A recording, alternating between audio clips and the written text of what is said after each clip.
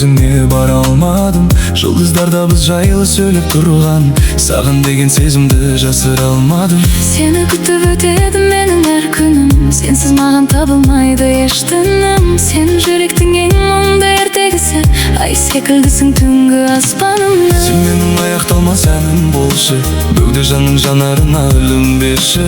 Сені көрсем еске алам жаратқанды, жаным әрдайым күліп жүрші. Кім десе де біз туралы мейлі, бақыт деген кейде оңай келмейді. Бірі келіп бір адамдар кетсе дағы, шынайы сезім жүректе өлмейді.